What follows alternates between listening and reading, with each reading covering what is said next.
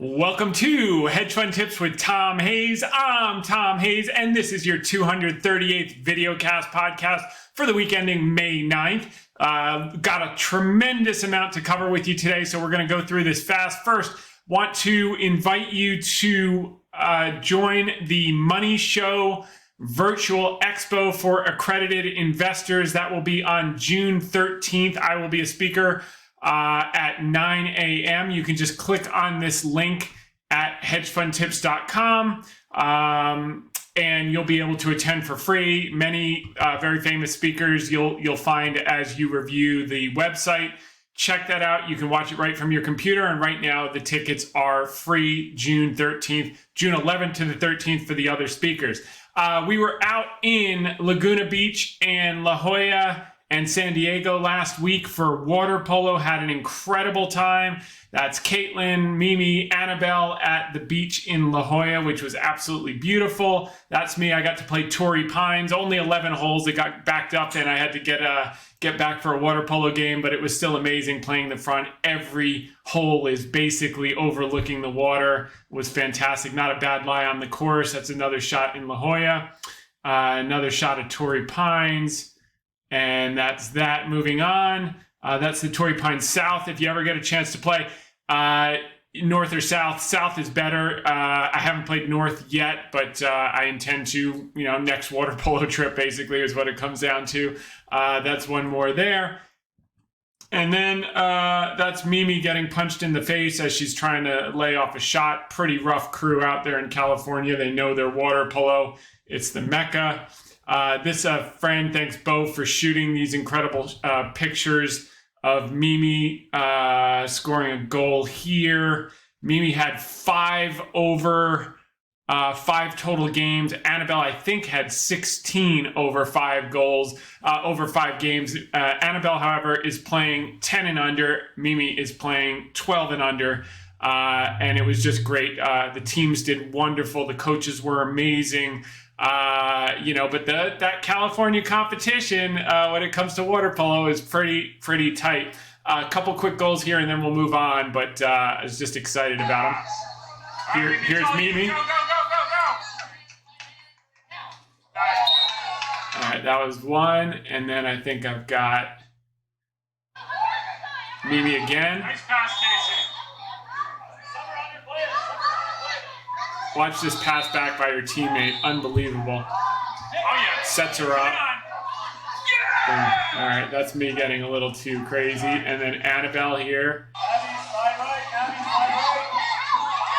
Now, what I love about this is she gets blocked and she keeps following through. And what they call that in water polo, as I'm learning, is get the garbage. So you follow up on your shots and you put it in. Great job there. So let's get down to business here. Rail freight loads continue to rise, pointing to a manufacturing recovery. Remember, we've been in a manufacturing recovery for 2 years, manufacturing recession. So this is very positive. It checked back and now it's reaccelerating. Same with manufacturing versus services, PMI ticking up. These are all important things. Korean exports re-accelerated in April after slowing in March. That's a good leading indicator for the global economy.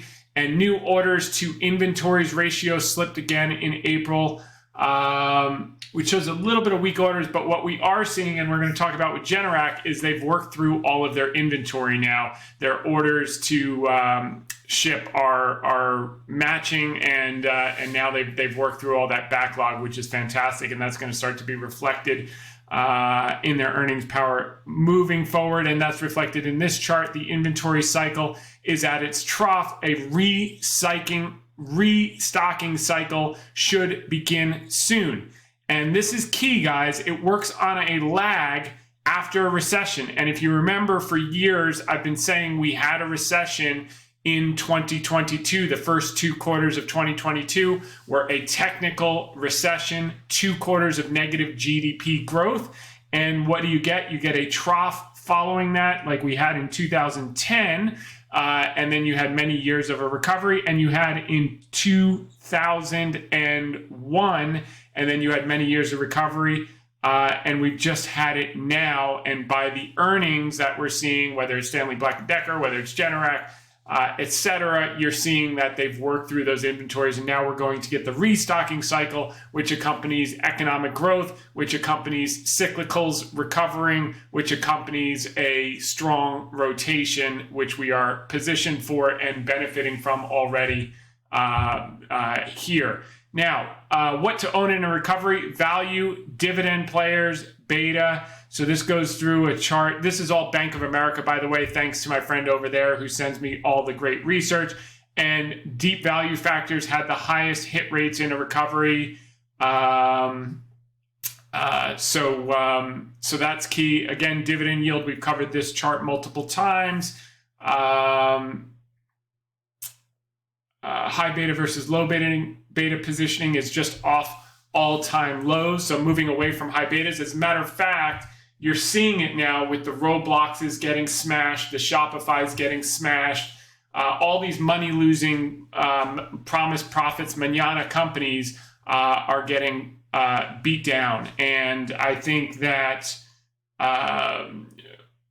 cash is going to be king in a higher rate environment, and we're going to be the beneficiaries of that. That's not to say there won't be money-losing companies that become multi-baggers on the promise of the future, but I think now you're going to see these extremes, growth versus value, dividend payers, deep value, all this stuff start to come back. Here's growth versus value expensive, growth versus value on trailing EPS expensive. So you can see all this stuff. Value versus growth remains 2 standard deviations below the historic average. And you can see here, this is normal during the destock to restock cycles, which we covered in the last chart here.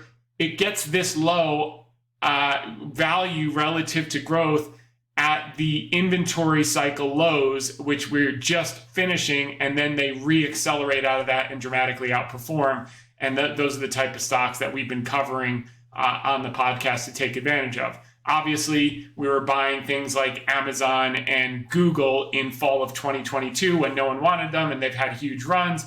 I think they will continue to be fine. They will just underperform relative to some of our other holdings that are just leaving the gate. Some of them are up quite a bit already, but I think have a tremendous amount more to go based on where we were lucky enough to buy them. Share repurchase factor coming into play. So there's a lot of key stuff here. For those of you hockey players, I just had to show this hit. That's how defense is played. As I was going through some of my Twitter charts here, watch this hit. I was a defenseman my whole career. Boom. Totally legal hit. Well done. That guy's not going to score a goal. On to RBC, thanks to my buddy over there. Pulling up the longer term cycle here. Actually, let's do the short term cycle first, and then we'll zoom out, as I like to say, and look at the longer term picture. Monthly momentum. So this is the S&P 500, broke out of this kind of cup and handle, accelerating. They have a 5,638 initial target. That's probably 2025, but I think we'll make some progress between now and year end. As a matter of fact, I'm going to show you some seasonality in an election year, what the summer bodes well.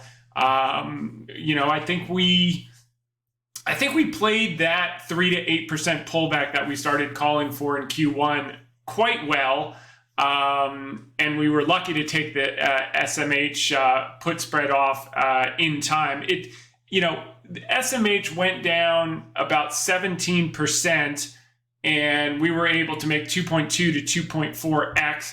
The S&P hedge wasn't as profitable, and the TLT is starting to become very profitable, and that one's going to be on for many, many months, and that's got the highest expected value, which we're pretty excited about. So that's going to work higher, the S&P. Then you've got Russell. I think this is going to be a huge outperformer relative to S&P here in the back half of the year. We're positioned for that. We like that. And then there are a couple other charts. Obviously, the Hang Seng is finally breaking out. It's now out of bear market territory. Broke through the 50-day moving average for all of the technicians. May come up against a little resistance here because it's moved pretty far, pretty fast. But it's just beginning its ascent now, put in its double bottom, and is working forward, or however you look at it, head and shoulders bottom. etc. And on its way back to the promised land, finally, after 2 years of basing. Tokyo may be more like topping. I'm agnostic, but I know everyone is super bulled up on Tokyo after it's doubled. And I think that, you may be seeing a head and shoulders top here. And this was kind of the safe haven play for people getting their money out of China. Now the money's going back into China. The Japanese central bank has to tighten. I think the game is going to change, and everyone's going to be chasing Japan at the exact wrong time.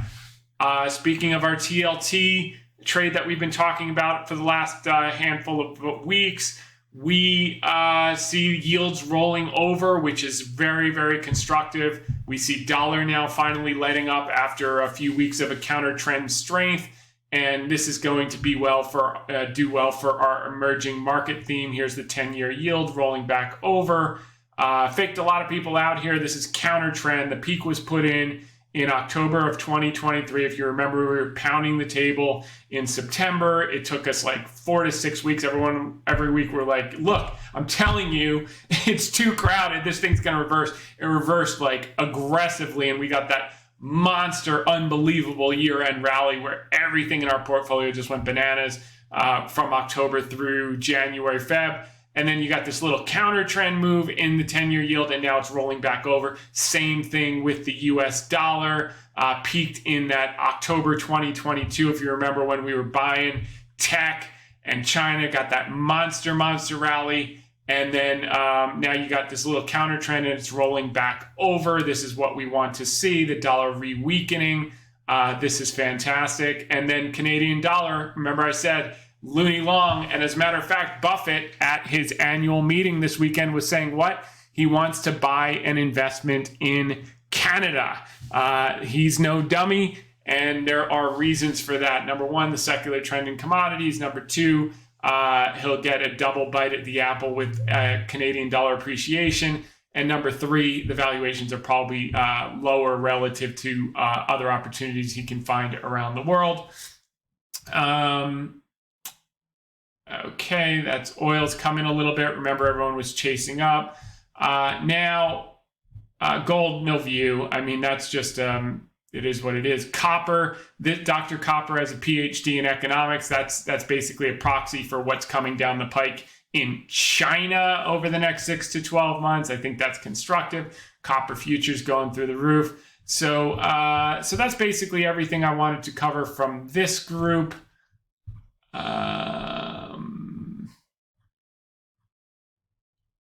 We did a lot more general market stuff last week when we did the Jerome Powell Let There Be Light stock market and sentiment results. You can find that at hedgefundtips.com under commentary. The other thing you can also find at hedgefundtips.com is the terms, not advice. This is opinion only. We deal exclusively with accredited investors and qualified institutions. So you should consult with a financial advisor before you do anything. This is for educational and informational and entertainment purposes only.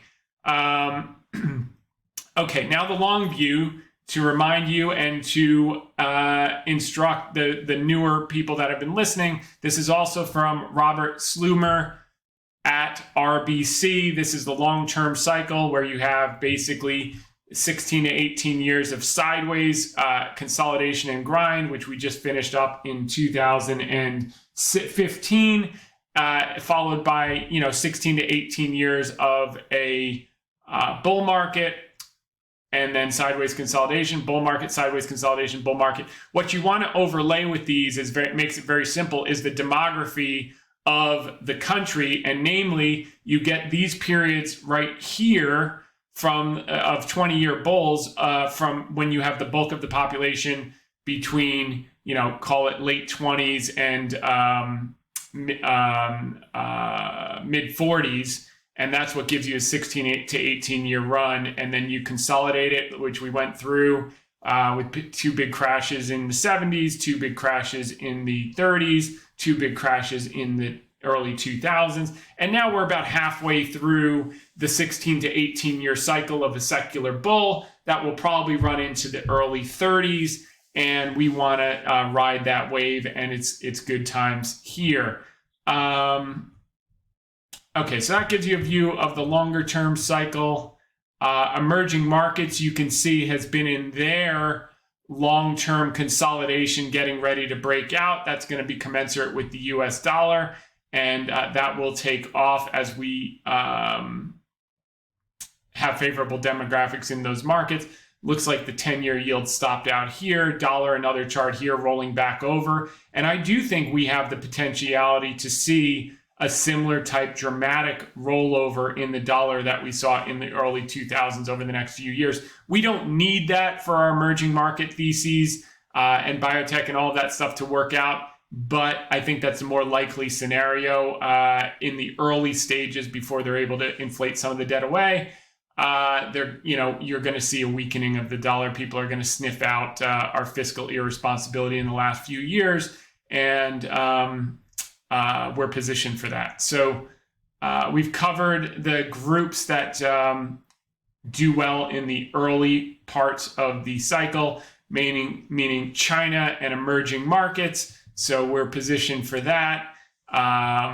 Autos start to do better, which, we're going to talk about volumes. And then you start to see REITs, which we've been talking about. Utilities have already taken off. We were pounding the table on that. Biotech, position for that. Energy, we've got Comstock Resources.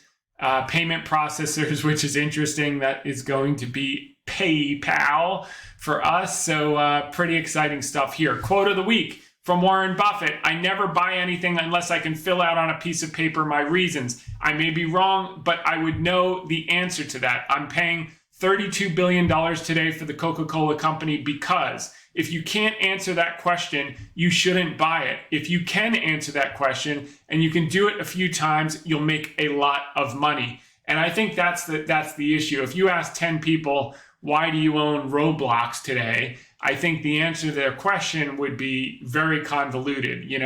How do you justify a company that generates, $74 million of cash trading at $30 billion? And the answer is you are making some fantasy bet on some virtual world that's going to change the world. Now, I'm not discounting that they have value. I see my kids on it and I try to keep them off it, but they keep going back on it and their friends are on it, and that's going to continue to grow, and it's their ecosystem. But whether that $74 million of cash is worth $30 billion, I'm willing to bet it's not. Anyway, so that's that. The type of businesses we own, similar to Buffett, you can answer it on a simple question, and we've taken it one step further in our filters. First off is risk. If any one position were to go to zero, would they take me out on a stretcher? And that comes down to sizing and risk management. And the answer has to be no. And number two is, if we were to present an offer to the board of directors to purchase the entire company at the price that is quoted in the market, would they have us escorted out of the building? And if the answer is yes, then we are buying it at the right price. It should be insulting. For most of the public prices that we're able to enter high quality businesses that are generating cash and growing and just temporarily impaired or temporarily out of favor, they would never consider selling it if we were to get finance to buy the whole company. And that's what creates the opportunity. And that's what Buffett is getting at here. And very few people think that way. They're more worried about bull flag breakouts and cup and handle nonsense, which is helpful if you're a short-term gambler, but useless if you want to make real money with real money over time by building a concentrated ownership position, not trading position, and then waiting for the market to realize that full value over time as the business inflects, and then as it re-rates, and then as it over-rates, and then as euphoria kicks in and you lay off in stages across all of those different stages. Moving along. This is high yield credit spreads, which are tight and creating an environment for positive things to happen again in risk assets. We got the beautiful sell-off that we were calling for. That now looks like, with credit spreads tightening, you saw credit spreads blow out a little bit, getting people worried. Now the TLT is going up, yields are going down, everything is set up perfectly, and this chart is a nice illustration of that environment. I thought this was interesting from Charlie Gasparino over at Fox Business. He's talking about at the Milken Institute, there was a lot of scuttlebutt about getting Buffett to make an investment in Boeing to begin its corporate healing process. I wouldn't think about that, but I do think that is a kind of business that Buffett would be very interested in because, number one, the valuation is extremely attractive. Number two, he can put a lot of money to work. Number three, it's an oligopoly, and he likes to be in, he likes the railroads, he likes the utilities because he has no competition. So that could be interesting. It is unlike being in the airline business. It's kind of selling the weapon. It's kind of being the arms dealer. The different airlines eventually cut each other to death and have bankruptcies every few years with pricing wars, whereas the supplier just gets to benefit by selling them the arms to kill each other, which is creating excess capacity with new planes. So I think it's interesting. I think what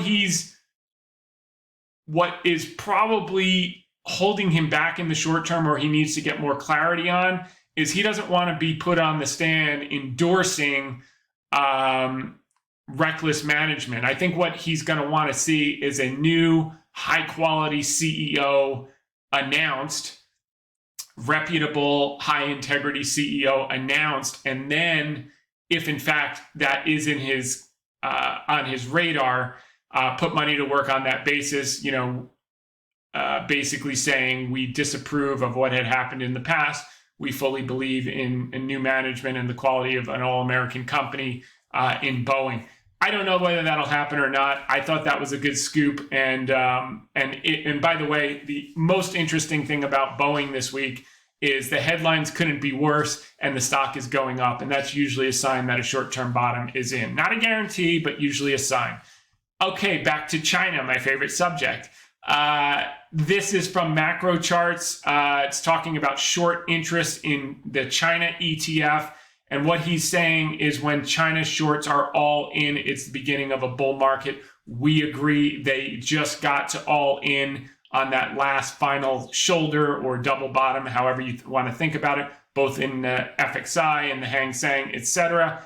And that points to very good things moving forward. We agree. Then Sentiment Trader was out talking about over the past 10 days, more than 3 stocks advanced for every one that declined. Every time that's happened since 1997, it ended a bear market. We couldn't agree more. And we are positioned accordingly and smiling so wide we could eat a banana sideways as to what's to come. So exciting stuff there. Then Bar Chart was out with this golden cross, 50 crosses the 200.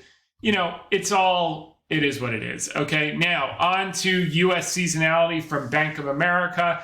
In the election year, the seasonality for the year 4 of the presidential cycle, which we're in, as you can see, the March through May period when we were positioned with our hedges tends to be the weakest period of the year. And then you start to regain strength April to June, with May through July being very strong and June through August having a summer rally. So the trends are pointing up. Earnings are supportive of that. We got the correction out of the way to shake out the Johnny-come-latelys and the froth. And that was a pretty big correction in semiconductors of 17-18%. And then it went back and retested it as we had anticipated. And that's when we were able to flush out. And so into that, then you'll get some, looks like a little bit of volatility into the election and then a year-end rally. So this is a perfect roadmap. Doesn't mean it's guaranteed to happen, but it's just saying that's that. Here's the story about Warren Buffett looking for an investment in Canada for all my Canadian friends who sent me that beautiful Canada jersey and keep sending me these mining stocks. The Canadians love their commodities, let's just put it that way, and they're going to love their loonie really, really soon. They're going to be coming down here and buying real estate and feeling like rock stars in another year or two. So a rising yen is good for stocks. Here's why. We've covered that a million times on the podcast. China's stock market has staged a big rebound that's poised to push on, strategist says.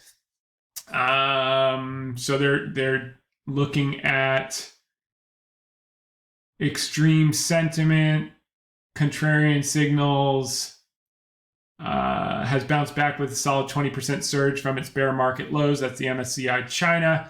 Roughly 1/3 of constituents reached new 4-week highs last week, while close to 50% are also above their 200-day moving average, making the highest percentage reading since August. Another momentum gauge, the PPO, recently flashed a buy signal, adding more weight to the claim that the rally can push higher. Foreign investors are returning, putting money back to work in the country's markets. And then you also have the free option, which he doesn't mention here, is if the Stock Connect gets activated and then Chinese can start to buy Hong Kong stocks, which could be a huge, huge source of buying, which the government would be smart to do because that will reduce their necessity to be buying stocks in the open market and copying the Bank of Japan. They can just have their people do it, which would be a positive thing for everyone and improve sentiment and enable them to do what they want to do without having to do as much stimulus as they may plan on it. So China's Ant doubles down on global expansion with cross-border payments, offering Alipay Plus. So all that stuff continues to build in the background. And then this one is on Disney. Bank of America securities analyst reiterated, for those of you who pay attention, Disney was down big after earnings because their streaming guidance wasn't as optimistic as everyone wanted, and the parks wasn't as optimistic. So now people are making up this narrative about the consumer. And maybe there'll be some short-term softness. Maybe there won't. I like the note that the Bank of America put out. Disney has a collection of best-in-class premier assets in content, intellectual property, as well as theme parks. That's been our thesis from the 80s. And near-term catalysts include, number one, additional updates on strategic priorities for Disney, and number two, inflection in profitability in direct-to-consumer. We think the stock price reaction today is as much about the tough comp comparison against Q1 of last year, something for everyone report, as it is about reported results, et cetera, et cetera. So again, this is Disney. Young man knows the rules, old man knows the exceptions. And the exception here is that it's Disney. There is no comparison. Yes, Universal Parks are getting better. But I think as you see linear TV continuing to slide, as we saw with Warner Brothers Discovery today, and streaming build, there's only a few major players in streaming. They're also doing a bundle with Warner Brothers Discovery. So I think good things are happening here. This is the same as the transition in the early 80s when they went to VHS and they got to sell all of their great content library all over again. They're doing the same playbook with streaming, and people will buy it for their kids because you just don't know what your kids are watching on YouTube, but you do know what they're watching when you get Disney, particularly the classic stuff. Maybe the new stuff is not as exciting as everyone would like, but I think Iger got the message and is cleaning that up. Moving along, China rally hasn't been chased by options trader, Bank of America says, which gives, in their view, gives it a lot of room to run. Buying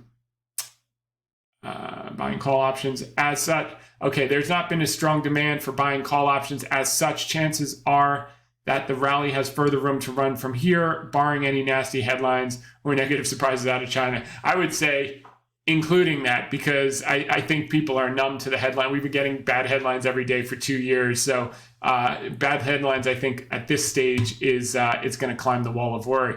Regional bank stocks are hated again. It's time to buy. This is from Jacob Sonnenschein over at Barron's. We agree. We continue to own that basket. Hong Kong's new home sales hit record high of 5.4 billion. So that's not a headline you would expect to see out of China.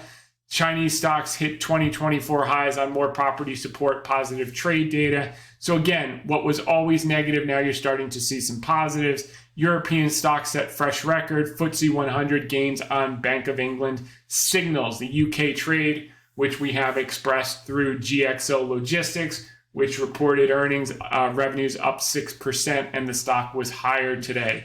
Very excited on that front. China's imports jump 8.4% in April, exceeding expectations as purchases from the U.S. grow. Bank of Japan's policy board becoming more concerned about effects of a weaker yen, which we covered. A couple charts I want to go through on natural gas. These are from macroops.com. And this is Henry Hub Natural Gas Futures, the July contract. He's pointing to a technical squeeze when these Bollinger Bands get very narrow and then it breaks out. I don't pay much attention to that, but I do like his valuation oscillator here. You can see when it gets to this extreme level, i.e. 0, here, and now here, that tends to be the bottom and precede major secular moves in and rallies in natural gas, which we have expressed through a nice position in Comstock Resources. Here is the natural gas spot price and time spread also for macro ops. And you can see at these extreme levels is when you get bottoms followed by rallies. And we are at a super extreme here, which we think is also going to reflect a rally, probably along the lines of what we saw in the early 2000s, which is not on this chart. Here's GXO Logistics. Q1 revenue increased by 6% for $2.6 billion. You know, the logistics is in a slump, which is why we got an opportunity to buy such a great company at such a low price. But the fact that these guys can outperform being one of the biggest is a positive thing, and they're going to be able to buy up a lot more of these small people that are sucking wind and ride the next cycle up. So we love that. We think no one's better than Brad Jacobs and his acolytes in terms of executing on roll-up acquisitions and integration and not doing dumb deals, buying right, buying accretive. And this is already reflected. And they've got 50%, I think we covered this 2 weeks ago, of their revenue out of the UK, which we love as a currency trade. We love as a UK recovery trade. And we love because it's a Brad Jacobs company. So moving right along, GDP now is at 4.2% for the second quarter as of right now. So that's boding well. We're going to talk about earnings in a bit. Generac, just wanted to touch on a couple of things thanks to my buddy over at Stifel. Basically, this guy is putting out a buy with a he's trying to be conservative with a low 145 price target. But again, you know, we were pounding the table on this thing below 100. It's recovering aggressively, and it's just the beginning of the cycle because, so they say here, field inventory falls, shipments and activations were aligned exiting 1Q 2024, indicating field inventory is reaching more normalized levels. The 2023 drag from excess field inventory is abating and supports our expectation for strong year-on-year growth in home standby generator sales in the coming quarters. That's been the core of our thesis, and now it's playing out. Company reiterated net sales growth of 3 to 7% in 2024. By the way, margins are accelerating in line with what management had said would happen, which is pretty exciting. Second half 2024 adjusted EBITDA margin is expected to be 450 basis points higher than the first half, driven by gross margin expansion, operating leverage. Remember, operating leverage is a theme in our portfolio. Coming out of the trough as it relates to the inventory cycle, the manufacturing recession ending, and onshoring, and all the key themes that happen in a nice cyclical recovery. Previous guidance was 600 basis points increase as margin improvements in the first half came through sooner than anticipated. We believe this de-risks the guidance. We agree. And largely unchanged. Okay, buy rating. Generac to execute. Okay, while they're adjusted net income to free cash flow conversion of roughly 100% in 2024. While there were none in first quarter of 2024, which is great because the stock had run up a lot, we expect Generac to execute on its $500 million repurchase program as the year progresses. So we're excited for that. And then some notes from another friend out in California. Thank you for sending these over. It's basically a summary of all of the analysts after the earnings. The beat was driven by higher gross margin from better input cost mix and pricing. Inventory destocking is now in the rear view with February, March home standby generator shipments matching activations. This was our whole thesis from entry, and that's now happening and reflected in the price. commercial and industrial cyclicality could make current expectations conservative. So they had a really low guide on commercial and industrial for this year, and it's coming in better than anticipated. The load growth from AI data centers, the load growth from AI, and this is from, so that one was from Mark Strauss at JP Morgan. Now TD, Jeff Osborne, load growth from AI and data centers straining grids is a tailwind for Generac's natural gas backup systems. It's been part of our core thesis, margin, and also our natural gas thesis. Margin gains from inventories normalizing, ongoing telecom rental weakness partly offset by industrial distributor strength. So that's offset. Telecom did a lot of spend in previous years, which helped the company while the home standby generators were weak. And now the home standby generators are coming back, but the C&I is not as bad as thought because the industrial distributors are picking up strength. So clean energy business is now essentially a free call option at the current valuation. We talked about C&I strength. Residential and clean energy remain long-term growth drivers. Despite near-term challenges, severe outage events could add material upside to estimates. You know, the other thing that Generac hasn't benefited from is a major hurricane. The minute you get that type of stuff happening, so I would just say if I was in the reinsurance business, I'd be concerned that I hadn't gotten hit hard in recent years, although some areas have. But if they get a hurricane, I mean, they could get a monster bump on the home standby generators. So we'll see. That's not in the guidance, but that could be a positive upside surprise from a company standpoint. You don't wish that for anyone, but they happen. So, and they're positioned to benefit if that does happen and help people out. So when it does happen in the future, they're not left high and dry. William Blair, free call option, we covered that. Northland Securities, same thing, buybacks and hurricane season, 10% bottom line beat. And finally, UBS expects accelerating revenue growth in 2024. 1Q adjusted EBITDA plus 27% year on year and 11% above consensus on better gross margins. Gross margin now seen plus 300 to 350 basis points year on year, was plus 300 basis points. Destocking complete as shipment activations align.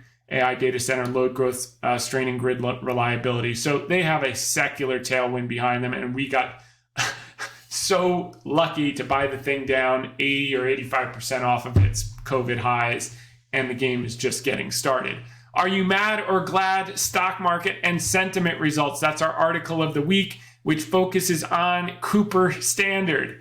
So during earnings season, we try to cover one or two companies we've discussed in previous podcast videocasts. This week, Cooper Standard reported results. We originally initiated this position in May of 2022 around 550. You can see our original timestamped historic commentary in our note last quarter here, which references back all of our historic appearances about that stock. I was initially not happy with Cooper Standard's earnings results this quarter.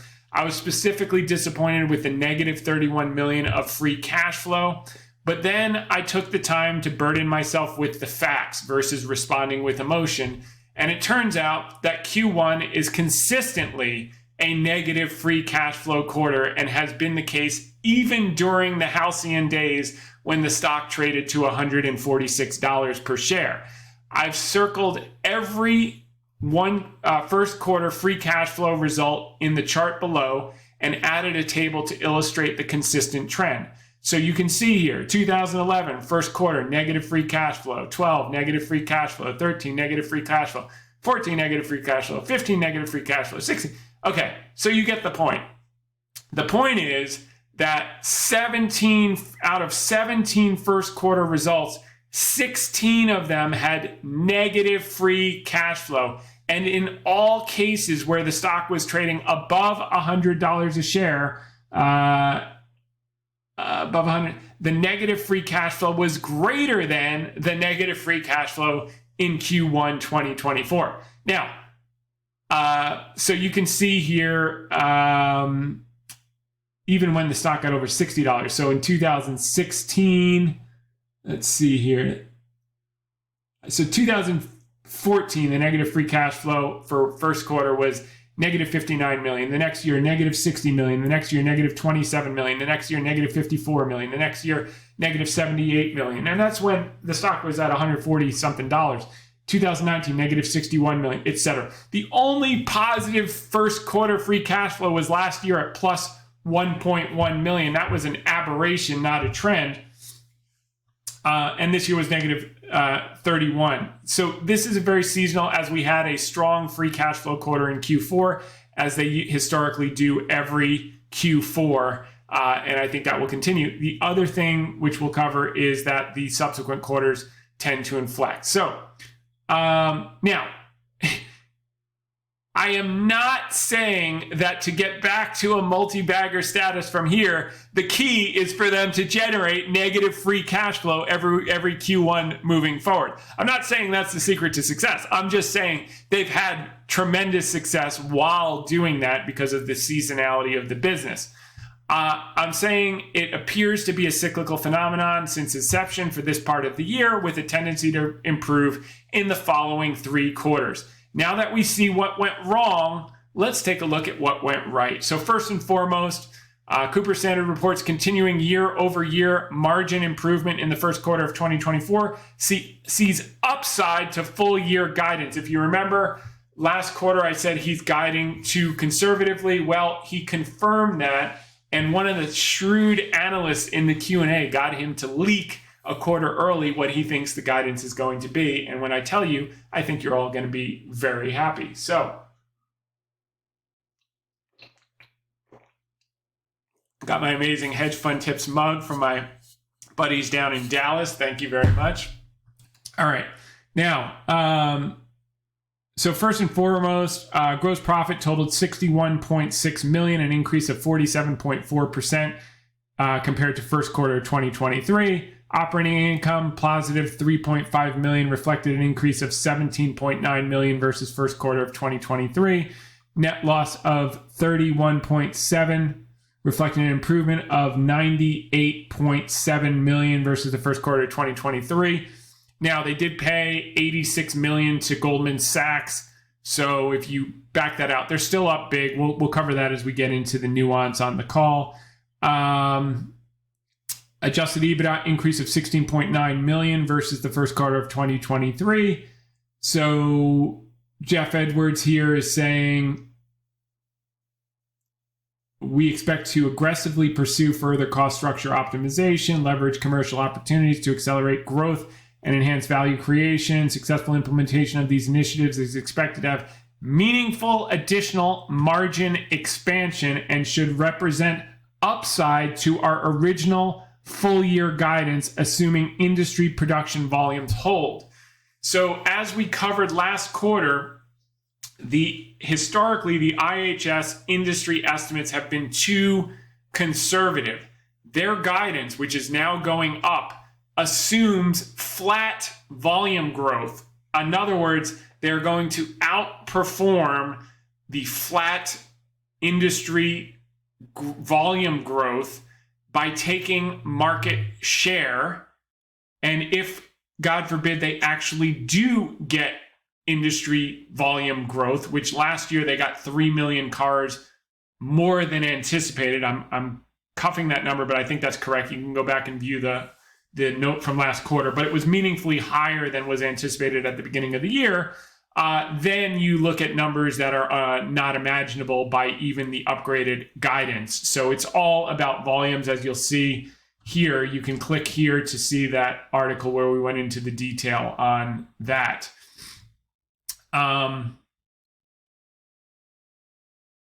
Okay. So you can see the difference here in terms of adjusted EBITDA, 29.3 versus 12.5. Now, the year-over-year change in first quarter sales. So when I originally saw the negative sales, that was annoying as well.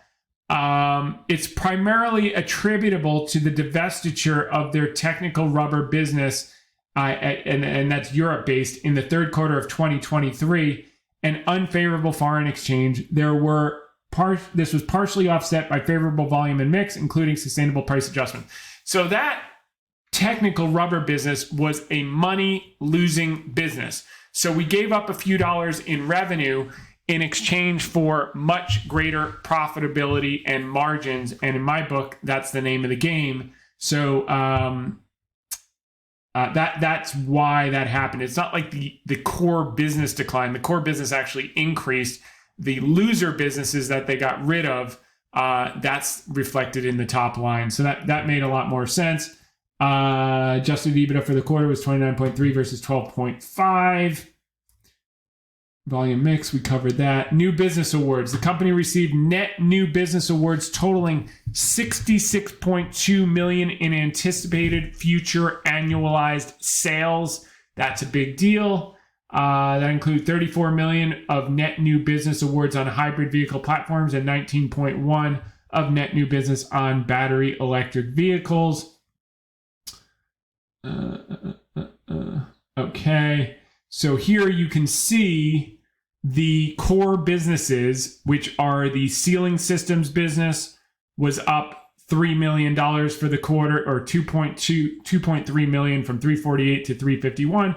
And the fluid handling systems business was up from 300 million to 305 on flat volume growth or no volume growth. And then the discontinued is where you see the hit. So the core businesses that are, prospective moving forward were up.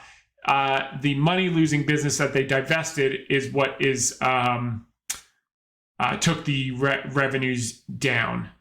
Then you have the EBITDA for these segments is just off the charts. Sealing systems was up 9.6 million. Fluid handling systems was up 6.7 million.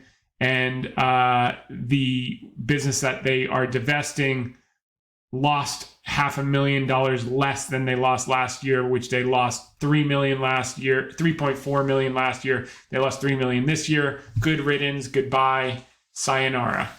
Cash and liquidity at the end of the quarter, 281 million, including I think it's 114 in cash and 180 or something.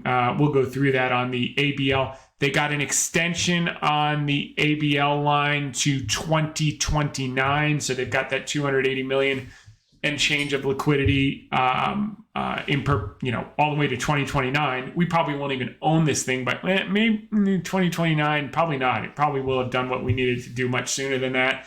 And the other thing is,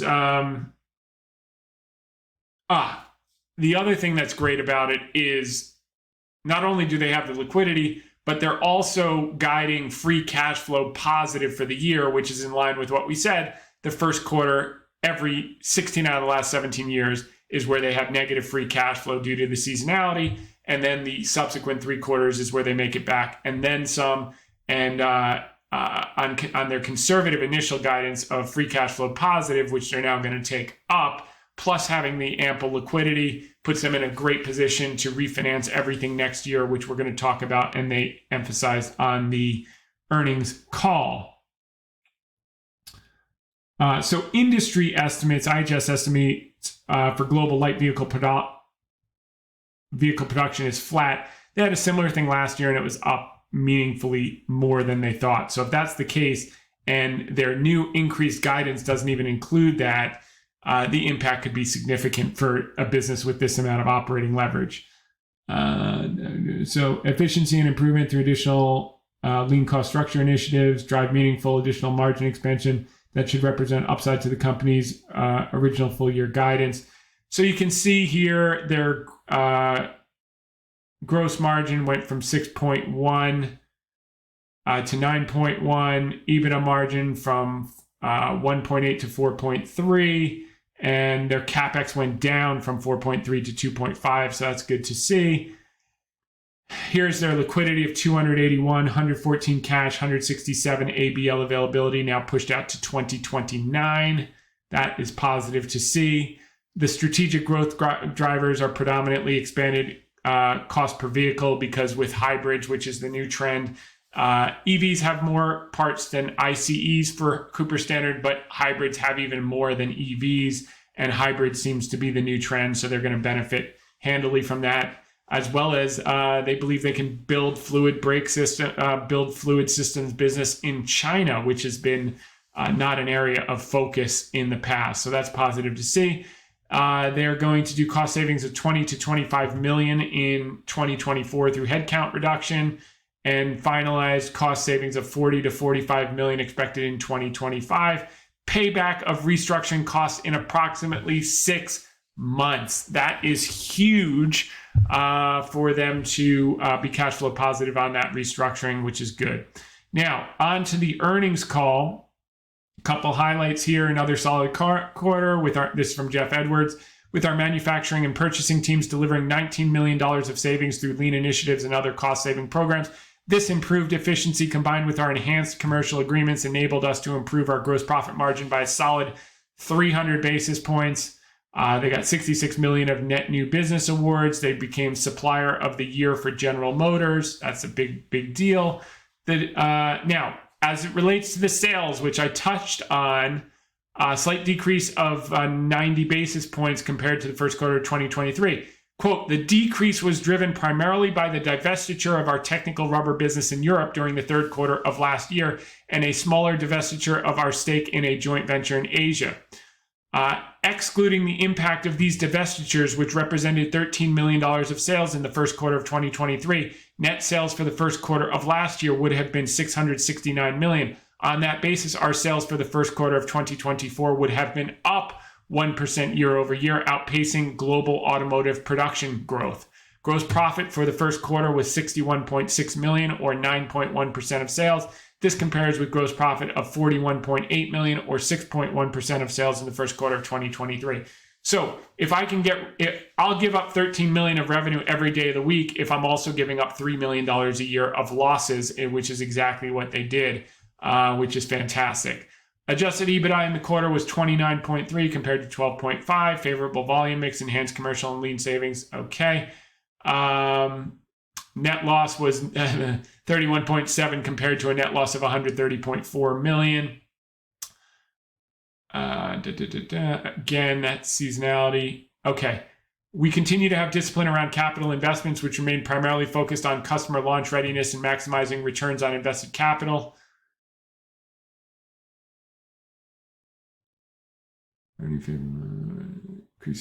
Revenue favorable volume and mix, including net customer price adjustments, increased sales by 8 million versus the first quarter of 2023. Covered that. For EBITDA, lean initiatives in purchasing and manufacturing contributed $19 million year over year. That's huge. Favorable volume and mix, net price adjustments, as well as other cost recoveries drove a combined 15 million of profit improvement. And material cost improvements were a further benefit of $1 million.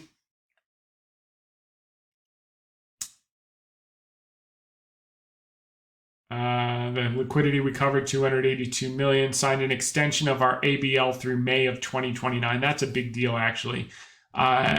Continue executing on our plans to enhance value over the long term. Based on our current outlook and expectations for light vehicle production, our improving margin, operating efficiency, further cost reduction initiatives, and the continuing benefit from enhanced commercial agreements with our customers, we expect to generate positive free cash flow for the full year. So that is not on increased guidance. That's their base case. And then we get the increased guidance at the end of Q2 like they do every year. And God forbid the industry volume actually increases. They're going to have gains, not just from taking more share by being leaner, meaner, and having better technology and innovation, but by getting the benefit of the numbers. And based on that outlook, our current total liquidity position, we believe we have sufficient resources to execute the business and pursue our growth objectives for the foreseeable future. Okay, so that was John Banas. And then now it's back to Jeffrey Edwards, the CEO. The next few minutes, I'd like to provide you some insights into our change in operational management structure from a regional basis to a product line basis and how this change fits in the overall strategy and will drive some significant cost improvements in our business, accelerate growth, and maximize the long-term value of our company. Product-based management is intended to do just that. establishing complete P&L ownership and accountability for each product line, optimizing allocation of human and capital resources, streamlining operations and engineering execution, and enabling us to more quickly deliver value-add innovations to our customer, working from a position of strength as a global leader in the market. We'll expand our market share and competitive advantage through technology and customer service, enhancing our customer relationships, as well as pursuing opportunistic market opportunities in support of our customers. We expect to improve profitability and return on asset by right-sizing costs within our operations while aligning capital investments with high-growth opportunities, benefiting from hybrid and electric vehicles, significantly increase our average content per vehicle, as well as expand our total addressable market. Patented innovations will also improve our competitive advantage and enable market share gains. We believe we can be competitive and build solid fluid handling business in China, which historically they've been speaking down about. Now they're speaking up about, based on proprietary technology enhancements we provide to electric vehicles. As automotive production levels have not rebounded as quickly as many had expected, it's certainly imperative that we do so. Further optimize costs by eliminating redundancies, automating processes, and leveraging technology. Beginning later this quarter, we'll be implementing a plan to reduce salaried workforce globally, which we covered. The actions are expected to save between 20 to 25 million in 2024 and between 40 and 45 million on a full year annualized basis next year. Anticipated savings are expected to provide payback on related restructuring costs in 6 months. Further, we expect savings will enable both operating segments to approach, if not achieve, double-digit EBITDA margins as we exit 2025. And by the way, he adds in the Q&A, and double-digit return on invested capital. As these initiatives were not contemplated when we developed our initial plan for the year, successful implementation and the related cost savings could represent an upside to our 2024 full year guidance, certainly assuming industry production volumes hold at planned levels. What if they go up? Which could be the case if you see 1 or 2 cuts as well. So second quarter, very quick payback period, dramatically reduce our costs, make ourselves more agile, make our decision making what it needs to be, support our customers, and frankly move a lot closer to the double-digit EBITDA and double-digit return on invested capital objectives that we have to point that we will be there next year with those particular objectives. And certainly as we exit 2025, that's what we believe. So double-digit EBITDA margins, double-digit return on invested capital by 2025 at the latest, the 2025 exit, which is right on track with what they've been saying the entire time. Now, here's Mike Ward asked this question. Yes, I got you. So given your current year initial guidance of EBITDA of 180 to 210, if you remember, I said that was conservative. Now, if all things being equal, we could be looking at somewhere in the 200 to 235 range. Is that what you're saying when you get this thing done this year? Mike Ward asked Jeffrey Edwards, and Jeffrey says, yes, we'll describe to you like we always do when we exit Q2. And Mike Ward says in Q2. And then Jeffrey Edwards takes the bait and he says, but yes, your range would be accurate as we sit here today. I guess the biggest issue that everybody has, we're not there, the Lone Ranger here, obviously, what are the volumes going to be? I mean, if I knew that, then I can answer your question. So Michael Ward says, it looks like you're looking at a 25 million charge, and that'll be cash costs as well, but pretty quick payback. Yes, actually, from a cash point of view, it will be a cash flow positive even for 2024. And then Mike Ward talks about the industry push for hybrids. And Jeffrey Edwards says, yes, good question. So if we use ICE as the baseline to your question, and if we would go from ICE vehicle to a hybrid vehicle, meaning our customers would, and then we would be supplying the fluid handling for that particular hybrid, it almost doubles our content per vehicle. Mike Ward says, so hybrids 2 times of ICE internal combustion, and then electric vehicles even higher than that. We actually, EV would be about 20 to 30% higher is the number we've used in the past, whereas hybrids are double. So hybrids are even better. Okay, higher relative to ICE, or you deal with hybrid then. Relative to ICE. So hybrid is definitely the higher content per vehicle solution for Cooper Standard. And as everyone knows, the whole narrative has shifted from all EV to now hybrid for everyone. Consumers want them, dealers want them, everyone wants them. and that's the best possible outcome for Cooper Standard. And my whole base case has always been off ICE, which is the lowest content per vehicle. So this all represents new upside. Are you still using the same production estimate volumes we talked about are unchanged? We saw some recovery. Okay, so as you know, the first quarter was a bit challenging as it got started from a volume point of view, but then we saw some recovery in February and March. Was, I guess, what we were hoping March would be, is how I would describe it. So a little bit slow start, but a strong March helped the overall number. That's good information. And then Kirk Ludke asked, were you EBITDA positive in all regions again this quarter? And Jeff Edwards said yes. If you remember, in 2022, like basically the US was the only thing making any money. Or trying to make any money at that point. Now they are. Okay. But we haven't seen a whole lot of our core business cannibalized, if I could say it that way. So that's good. And as we've been told by our customers, certain EVs are being pushed out as much as 2 years on some new business that we already have been awarded. That wasn't a significant hit to us just because we hadn't spent a bunch of money on it. And so we're just on hold there. And in the meantime, we'll continue to run what we already run longer. So it's probably going to be a bit of a benefit too from an asset point of view. So I guess there's puts and takes, but I'm not complaining. So he's basically saying, yeah, if the EVs are pushed out, we're happy to run the ICE and the hybrids. That's a better setup for us, less investment.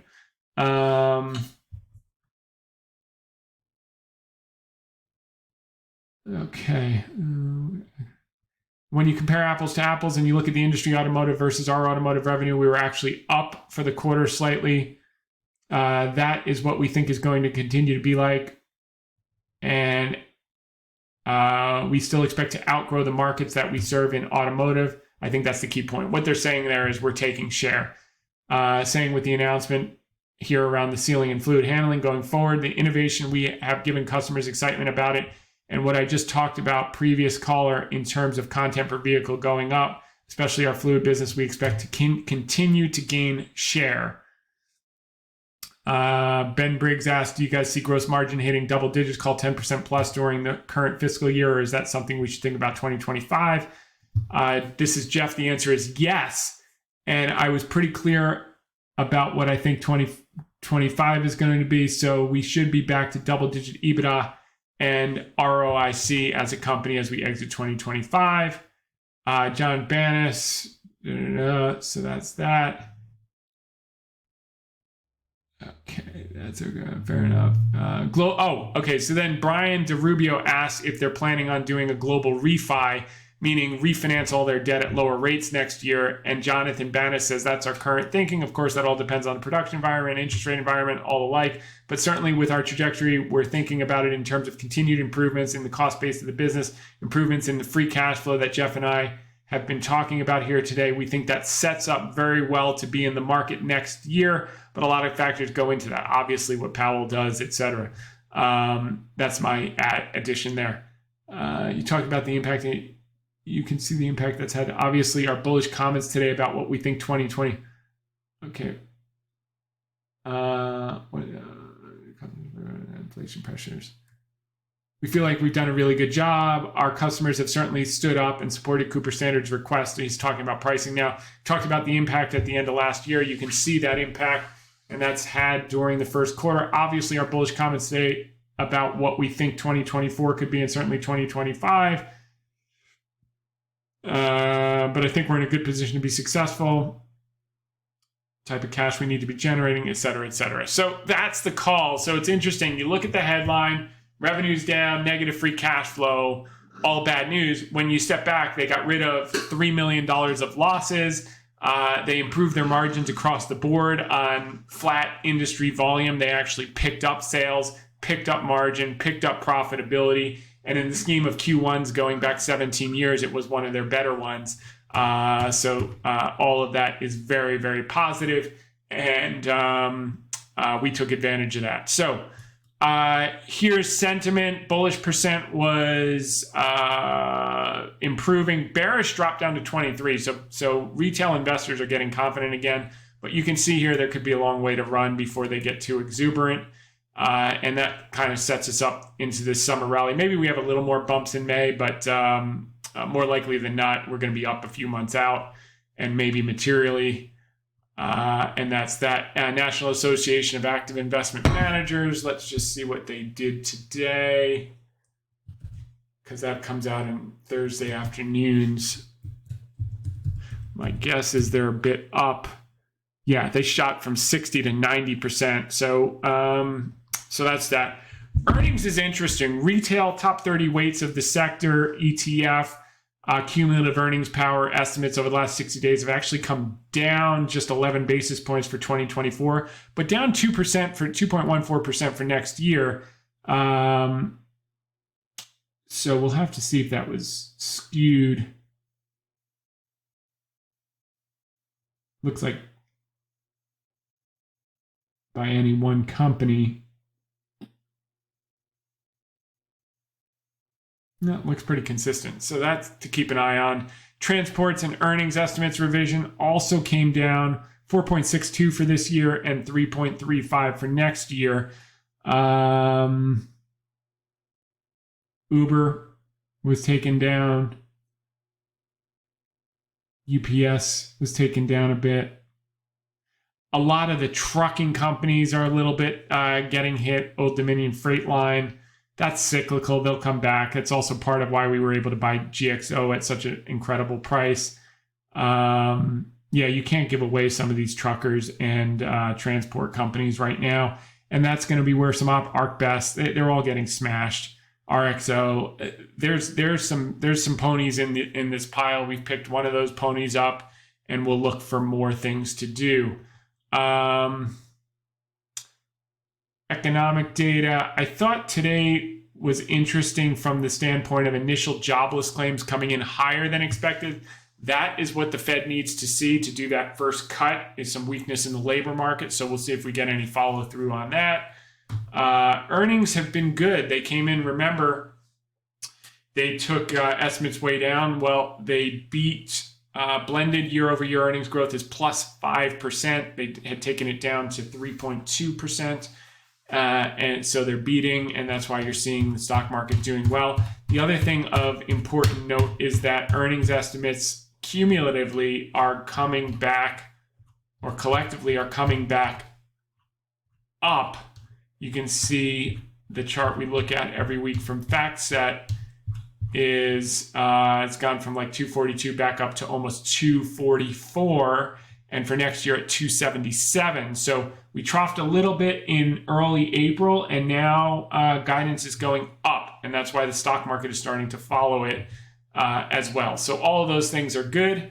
So the podcast is over, but we're going to do the Ask Me Anything questions. For those of you who want to stick around, these are questions from our audience. We got quite a few this week. And we are going to do the disclaimer. Okay, you can get it at hedgefundtips.com. Click on terms, and you can just find it at the end. Or if you want to listen to our new jingle, you can find it at the end of the Ask Me Anything questions. Tim Schroyer, just curious, is VF Corp still on your conviction list? There's no change. We still own VF Corp. They report later this month. It's so interesting, by the way. It's like in Connecticut, I'm probably the only person that wears Vans. In California, everyone wears Vans. And what was so interesting about it was, you think of Vans, you think of skateboarders. Like a lot of the parents at the water polo were wearing it, and that's kind of like a higher end kind of group. It's not skateboarders, that's for sure. And everyone at the airport, and just all kinds of people. And what's cool is it was probably a 65-35% mix. 65% the classic style and 35% the new style. So there's probably some legs there, and those channel checks that we covered a few weeks back will probably be reflected in this week's call. I don't know if he can turn it this quick in Q1, but I'm not getting daily emails for discounts anymore. And the stores I visited seemed good, and the employees seemed to think things were good. But it's a little early to expect miracles. The other thing that was interesting is everyone wears Dickies pants in California, which is also mind-boggling to me. That's another brand that they own. and then everyone knows North Face, of course. So let's see what Bracken Darrell can do. If he can have something positive to say in such a short period of time, that would be whipped cream.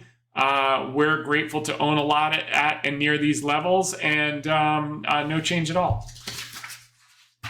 Jacob Saxtoff, I'm not sure why there would even be a question about a change. There's been no new information for me to judge how the business is doing. So if you're asking me, did it come off my conviction list because it went down $2, then I've been an ineffective communicator in this VideoCast podcast in how we think about owning businesses. So I'd have to have new information about how the business is operating for me to change my theses, not some fake narratives and garbage nonsense and price actions to inform my decision. What would inform my decision is numbers. Okay, is really what it comes down to. Nothing more than numbers. Jacob Saxtoft, thanks for your podcast. Enjoy listening to the analysis and your take on the market all the way from Denmark. Well, welcome from Denmark. My question is, I currently evaluate Lumen Technologies to see if this is a good potential turnaround case. Can you say potential turnaround? How would you analyze it? Well, that would take 4 weeks. Let me just see if it's worth doing any work on it. I think this is Lumen's value.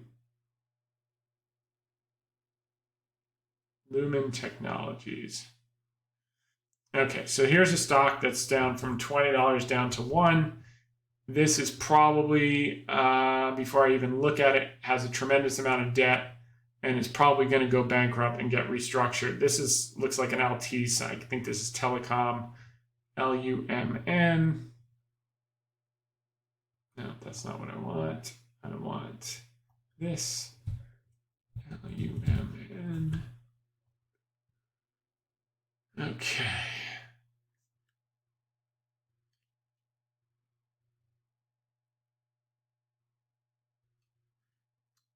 And just have to make this a little bit smaller.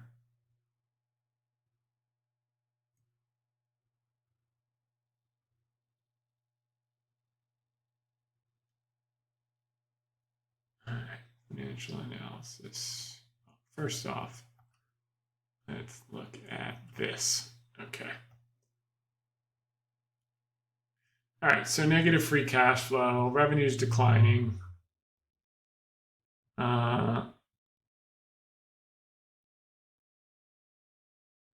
Let's see on a quarterly basis if they're showing any sign. They're showing 0 signs of turnaround. They're showing a secular decline, which is what the stock is showing.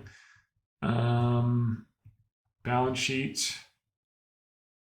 First thing you do with a company like this is solvency risk. So they got $1.5 billion of cash. They've got $18 billion of debt.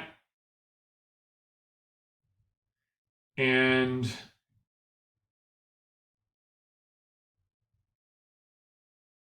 negative $500 million of free cash flow. I don't need to even look any further. I'm a hard pass on that. That's probably going to be restructured and the debt holders are going to own the assets. Maybe they'll get lucky, but this looks like Frontier before the restructuring, and I'll take a pass. So that was easy. Thanks for asking, and welcome from Denmark. Joe Gualtieri, have you taken a look at Oddity Tech? It's a beauty and wellness play. Let's take a look. ODD.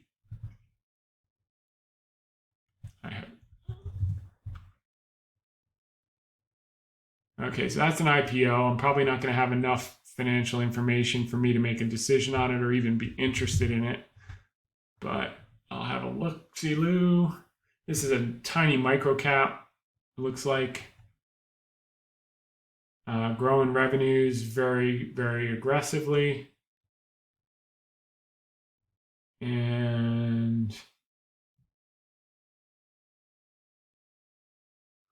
what about share count?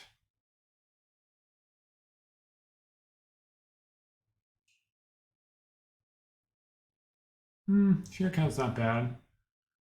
Let's see here.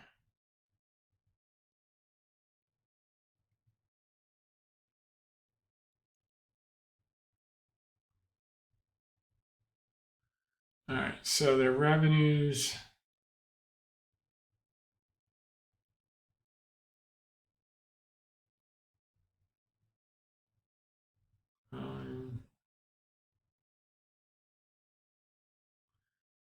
Debt.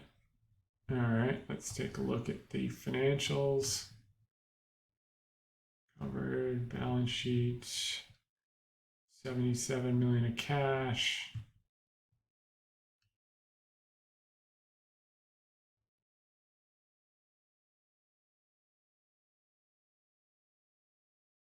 No material debt.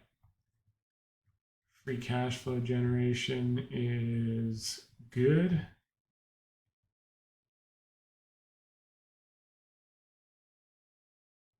What do these guys do? Builds digital first brands for the beauty and wellness industries in the US, serves consumers through its AI driven online platform. I hate these tagline stuff. This reminds me of the Long Island Iced Tea Company getting into Bitcoin mining. Machine learning, computer vision capable, identify customer needs, develop solutions in form of beauty and wellness products. Incorporated in Tel Aviv, Israel. This is a tough thing because you got to know about consumer brands and hope that it's not a fad, and understand this is not the type of business I'd be interested in, but it definitely is worth doing the work on. I think you have, I'm just trying to see here.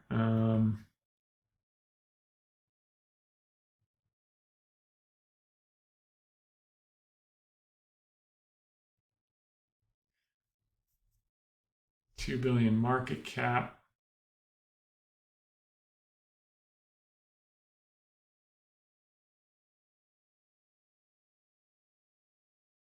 $1.8 billion enterprise value, generates $100 million of free cash flow. I mean, it's worth exploring. For me, you're taking country risk, then company risk. So you just have to understand what they're selling, where they're selling it, and why it's durable. And for me, there's just not enough history for me to get excited about it. But I think your framework is correct, and you should explore it further and get on 8 or 9 conference calls. Look at the investor deck, start to see the competition. What makes them unique? How is their moat not going to be eroded? And if you can answer those questions, then you have a good starting point. Daniel D. Tom, under what circumstances would you consider shorting semiconductors again in the near future? It's done. I mean, we're going to rally into the summer. So, I mean, hypothetically, you could have some black swan in May to retest it, but I think we already did the retest that we were looking for. We had the flush, then we had the rally, and everyone got excited, then we retested, and that was it. So I wouldn't get too bearish on it.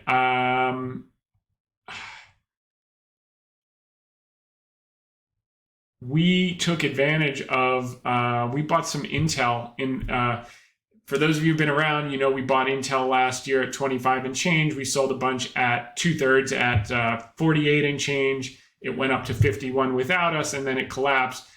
So we still have the third of free money on. We added to that in the high 20s very, very recently, which we talked about our inclination to do so last week. Is the exact bottom in? We don't know, but at these levels, we like it because we think the legacy business is worth mid 40s to low 50s. And then you got a free option on the foundries and the government money and the AI chips and all that stuff that Gelsinger thinks he can deliver on. I don't know if he can or he can't, but I know I've got a margin of safety because the legacy business is worth $45. And if this whole narrative around AI PCs turns out to be true, he's going to benefit greatly, which means we're going to benefit greatly. So we're taking that position back up where we can at these levels, which ironically brings our basis up for that last third, but you know, can't be pigs. So that's that. And as far as the overall SMH industry and like the high flyers like NVIDIA, I'm agnostic. I don't think I would get I mean, I'm really agnostic. I mean, the semiconductor index could be overhyped and continue to roll over huge, and I'd still feel comfortable owning Intel at these levels. I'm just agnostic on it. It's kind of like gold. I wouldn't want to be long or short at this point. We got a quick 17% pullback. We had some leverage on the position. It was a small amount that had asymmetry we benefited from, but we're not going to be pigs on this because there are some good things happening. You know, it's kind of like GLPs. It's like this may be a miracle drug, okay? And that doesn't mean there are not going to be huge amounts of procedures done by Baxter. But, you know, I look at Diageo, for instance, and I want to buy that stock all day long. And I think there's something to it. I mean, the good news is right now it's still a niche. You know, hundreds of thousands of subscriptions to the GLP-1s and mostly only wealthy people taking them. But the cost will come down and a lot of people will be on them. And if it doesn't kill people, it's going to make them a lot healthier, which seems to be the case. So the point is there's some aspect of it that's going to be hype, and there's some aspect of it that's going to be true. The same as in AI, and that's why I just avoid things where I have to guess the future, and I bet on sure things that are, you know, cyclical and out of favor that I can play the recovery and get a quick double or triple, or things that are durable over time and just temporarily out of favor. You know, as far as betting on the future things, I'll do that if it's a free option, but I'm not going to bet real money on predicting the future like a lot of people are doing, because even if you're right, sometimes you're paying so much for it that when it actually realizes, like Cisco hasn't made a new high in 26 years. So I think you're going to see a lot of that moving forward. So that was just a layup, the short-term move, and I wanted a way to express my short-term pessimism and to dampen volatility, which we did all of those things, and that was the place to do it. But as far as like pound the table short on any of that, that's not our knitting and not what we're focused on. Sagar Kanyakia, hope you're having a fantastic week. Can't wait for your next podcast Thursday. Thank you very much, Sagar. I know that you've been a great supporter for some time, and we're grateful for that. After going through the videos of a Berkshire annual meeting, hearing Buffett talk about he could guarantee a 50% return a year if he had capital of only $1 million by looking into smaller companies, I started going through a few names myself. I stumbled across FINV, which provide loan services to borrowers, investment services, and preliminary credit assessment services to institutional funding partners, essentially acting as a middleman between the borrower and the funding partner, the bank. Companies generated the majority of its revenue in China, is growing internationally with Indonesia, Philippines, revenue at 17%. I know you have China plays both directly via Alibaba and indirectly via VF Corp. Was wondering, what are your thoughts on this company? I won't play any smaller mid-cap companies in China at all because it's a coin flip if they're a fraud, and especially a financial company. I just won't do it. I looked at the numbers. It looks great. Your framework is correct. And I just won't do it because it could be a fraud. That's really what it comes down to. I mean, I'm not going to take company and country risk. So my bet with Alibaba is if Alibaba were ever proven to be a fraud, China would be over. So, meaning no foreign money would ever come into China. And they've been audited for 20 some odd years. You know, it gives me the highest propensity, and I got to buy it at a tremendously low price. And average down to build it a much lower basis. And so I like that risk reward, and I like that way to play the dollar, emerging markets trend, China trend, all of that stuff I love. I don't want to take excess risk on top of that. And that's that. So I think you went about it right. I just wouldn't do it in China or many emerging markets for that matter. So Jow James, because look, when emerging markets get oversold, you get to buy the best assets in the world at 80% off. You don't need to fumble around with, you know, mid-tier businesses when you get to buy the best ones at such a huge discount. Well, why play that game? That's what you do in the US when you can't find anything to do and you get to buy these high-quality up-and-comers or cyclical turnarounds like Cooper Standard that have a long history that you can understand the business and you can count on the numbers.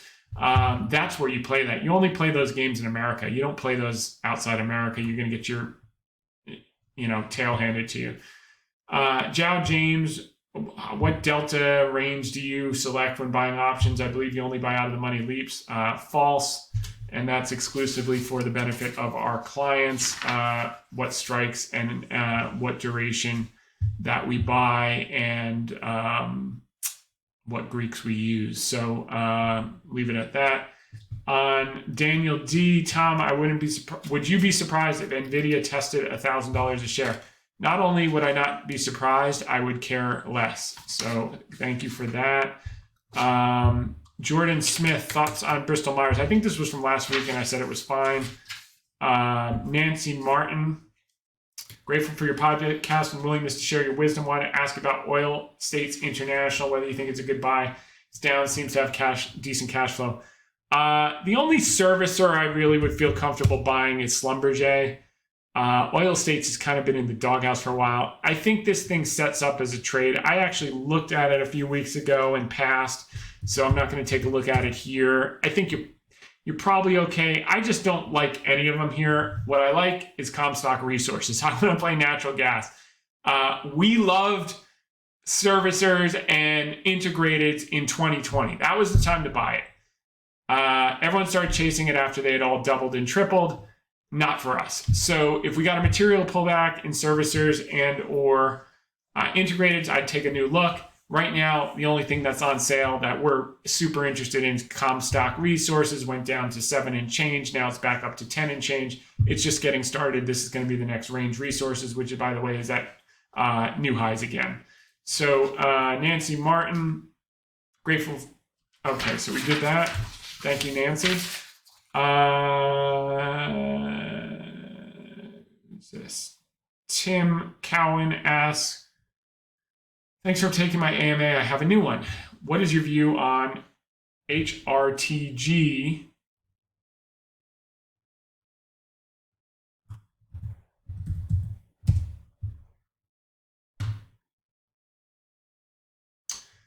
So HRTG is down 22% on Q1 earnings.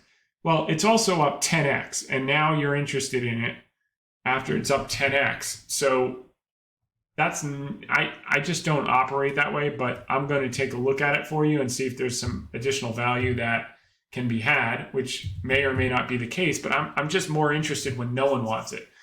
All right, let's have a look.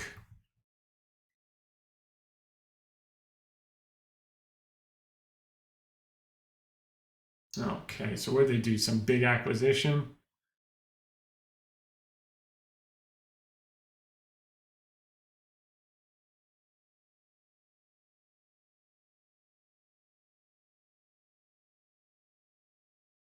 Because the revenues jumped from 191 to 749, if this isn't accurate. Let's see.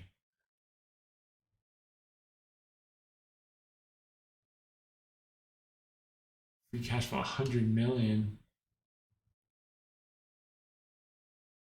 All right, what kind of business is this?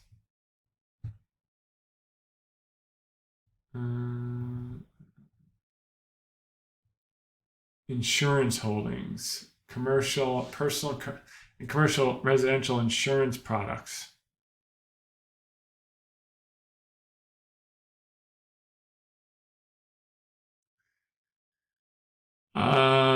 You really have to know what you're doing with this. You're going to have to study their balance sheet, which is going to be absolutely critical, because remember, most of these guys had to buy a ton of long duration assets when they were yielding nothing, and their portfolios got blown up. So that's number one. Number two, price hardening is probably never going to be as hard as it is right now, looking 10 years out. So I don't really want to be chasing this bandwagon, and this is a small provider. So as good as the numbers look, I'm going to pass on that, because I think the time to buy PNC, let's just see the insurance ETF.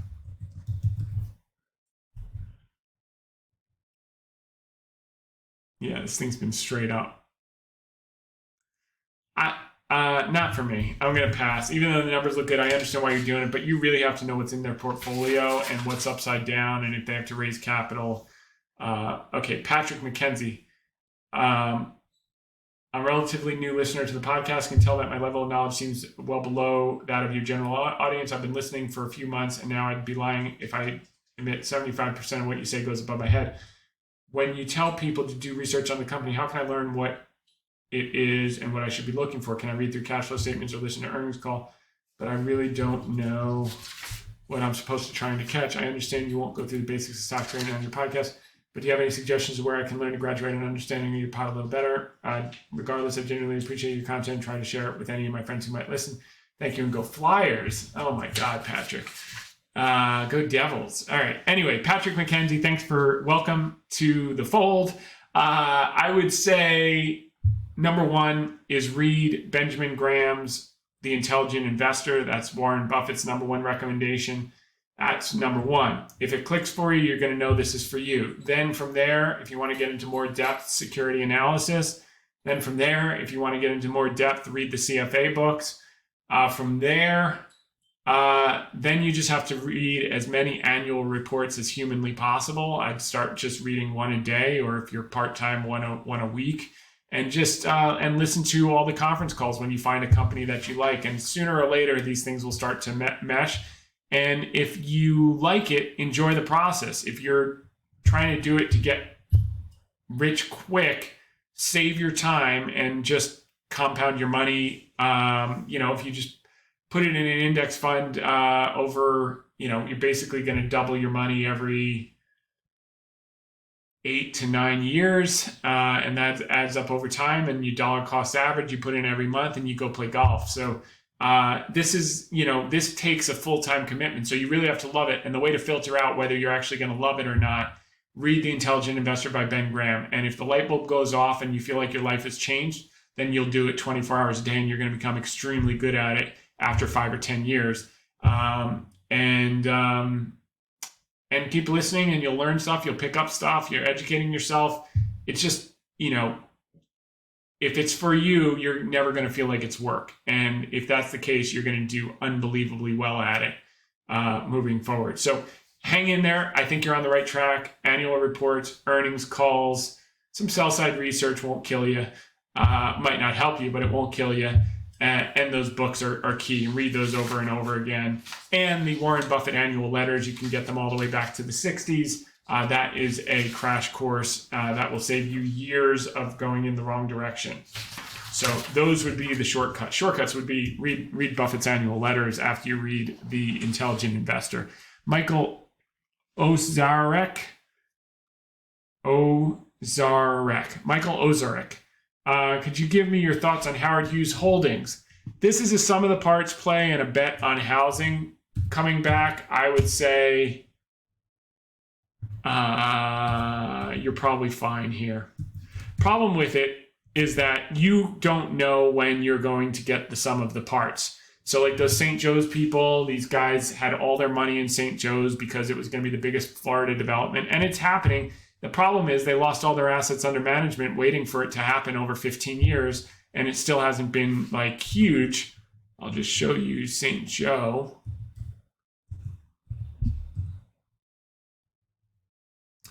Yeah, so they were all like huge on this in 08 and 09. So it went from 36 to 12. So they were down like 66% after 10 years. And now they got back up to their basis in 2021. After 10 years, they earned their money back, the ones that were alive, but most of them got redeemed. And now it's a double after 10 years. So their IRR is shit. It doesn't mean that it won't go a lot higher. I think it will. I think Howard Hughes is probably a high quality play. But you're betting on development and land realization, and you have no control over the outcome or the timing.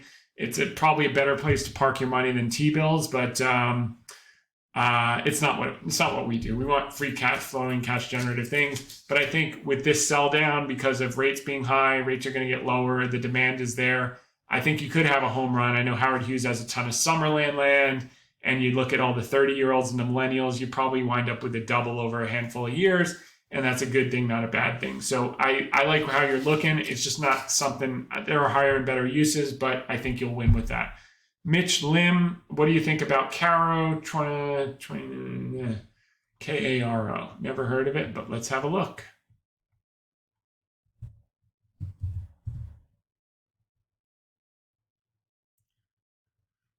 Okay.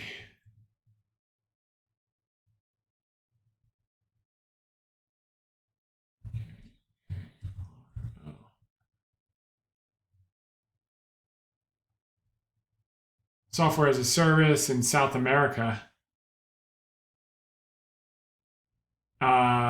Okay, so I'm taking company and country risk. These numbers better be damn good, Mitch. Let's see.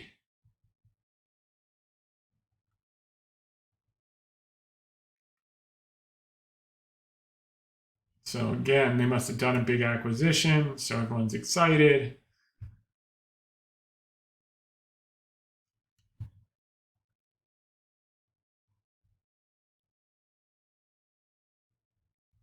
Cash flow positive, balance sheet.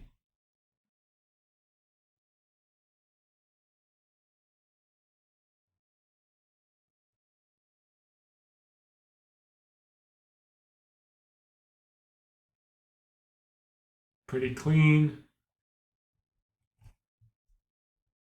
Yeah, the problem with these SaaS companies, especially the small ones, just tell me why they're not going to get competed away. And if you can be certain about that, then you should pursue doing a proper analysis of it. But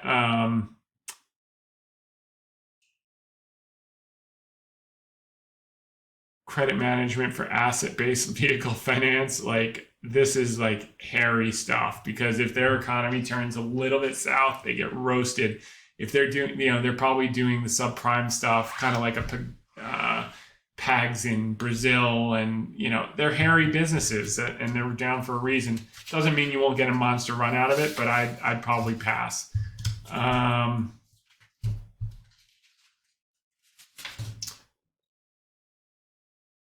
see, Joseph Vecchio. Hold on for a second.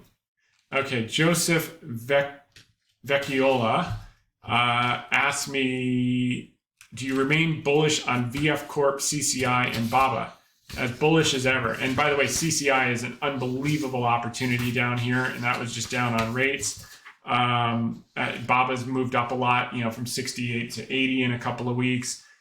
They report mid-month, but that's just getting going.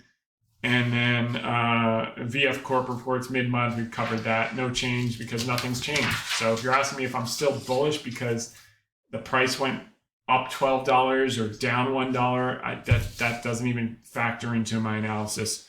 Xavier Smith, great content. Thanks for the great content every week. Just want to get your opinion on the fact that BABA is underperforming the Hang Seng while PDD is up. Look, what's your opinion and reason for that? Number one, it's not underperforming the Hang Seng by much. Number two, we're awaiting information to see how they performed in the last quarter. So there's no new catalyst. And as far as PDD goes, we've covered that in past podcasts. And the key there is that either their numbers are unsustainable or unreliable. I'm not sure which one, but we covered the Financial Times article.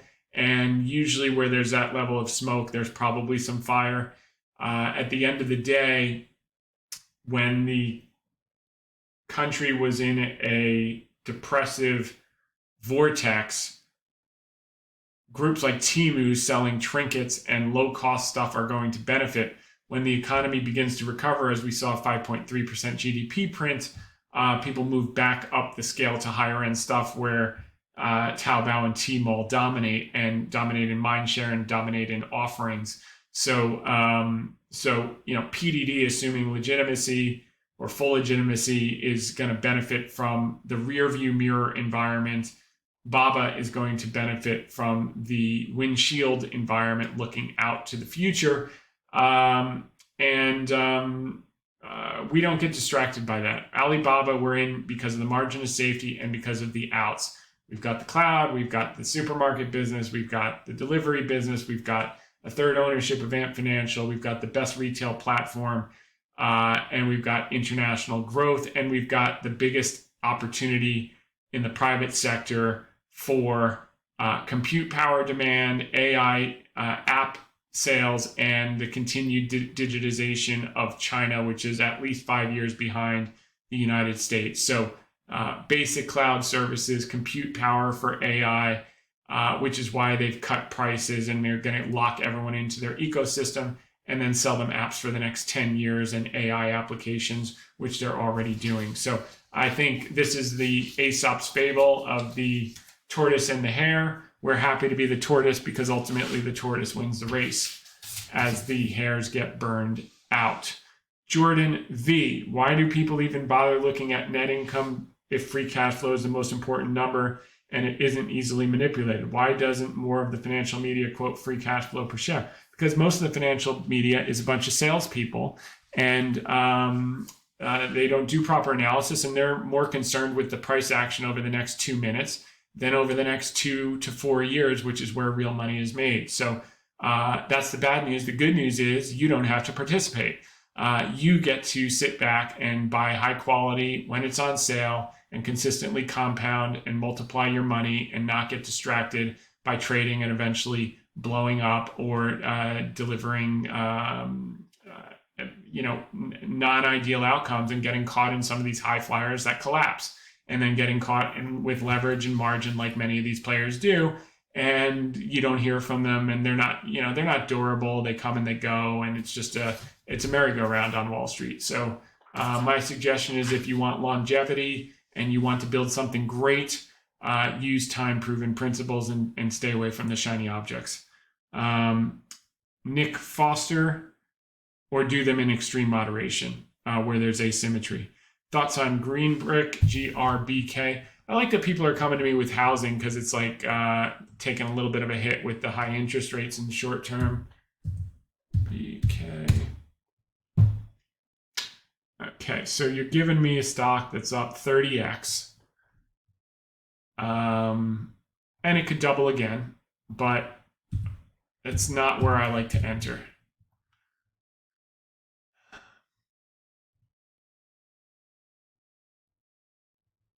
I think it's going to be fine. I just don't think you're going to get any real outperformance after the move that it's already had. I mean, yes, it's still growing. Yes, you're going to get hockey stick demand, but I think that you're not going to get another 30x. That's for damn sure. Let's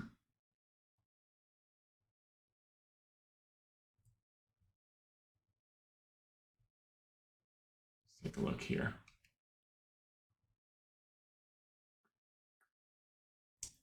It's a big Einhorn holding, but he's had it. This has carried his performance for years and years and years, and he has such a high concentration in it.